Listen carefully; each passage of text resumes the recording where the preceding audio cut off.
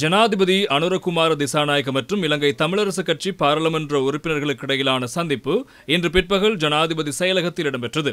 நீண்ட காலமாக வடக்கு கிழக்கில் வாழும் மக்கள் முகம் கொடுத்து வரும் பிரச்சினைகள் தொடர்பில் அவர்கள் ஜனாதிபதிக்கு தெளிவுபடுத்தினர். சிவஞானம் ஸ்ரீதரன், பி. சத்தியலிங்கம், எஸ். குகதாசன், சாணக்கியன் ராசமாணிக்கம், ஞா. ஸ்ரீநேசன், கே. கோடீஸ்வரன், இளையதம்பி ஸ்ரீநாத், டி. ரவிஹரன் உள்ளிட்டோர் இதில் கலந்து கொண்டனர். சந்திப்பின் பின்னர் பாராளுமன்ற உறுப்பினர் இரா. சாணக்கியன் ஊடகங்களுக்கு கருத்து வெளியிட்டார். வடக்கு கிழக்கு இணைந்த சமஷ்டி அடிப்படையிலான ஒரு அரசியல் தீர்வை எங்களுடைய கட்சியினுடைய நிலப்பாடாக நாங்கள் எதிர்பார்க்கிறோம் என்ற விடயத்தை மிக முக்கியமாக சொல்லியிருந்தோம். அத்தோடு அரசியல் கைதிகளுடைய விடுதலை தொடர்பாக நாங்கள் பேசியிருந்தோம். பயங்கரவாத தடுப்பு சட்டத்தை பயன்படுத்துவதை பற்றி எங்களுடைய எதிர்ப்பை நாங்கள் தெரிவித்திருந்தோம். அத்தோடு காணி அபகரிப்பு விடயங்கள் தொடர்பாக மகாவலி, ஃபாரஸ்ட், தொல்பொருள், வன இலாகா, கரையோர பாதுகாப்பு பிரிவு, இராணுவ முகாம்கள் அகற்றுவது, இந்த விடயங்கள் தொடர்பாகவும் அந்த திணைக்களங்களூடாக நடக்கும் அந்த காணி அபகரிப்பு பற்றியும் சொல்லியிருந்தோம். அதே போல் இராணுவ முகாம்கள் அகற்றுவதை பற்றியும் சொல்லியிருந்தோம்.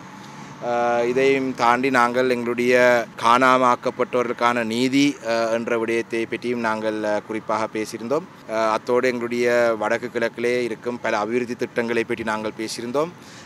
இதே போல தான் இந்த வெள்ளத்தால் ஏற்பட்ட அனர்த்தம் தொடர்பாக எங்களுடைய விவசாயிகள் முகம் கொடுக்கும் பிரச்சனைகள் பற்றியும் நாங்கள் ஜனாதிபதியிடம் நாங்கள் முன்வைத்திருந்தோம். உண்மையிலே இந்த சந்திப்பானது இன்று ஒரு முதலாம் கட்ட ஒரு சந்திப்பாகவே அமையும்.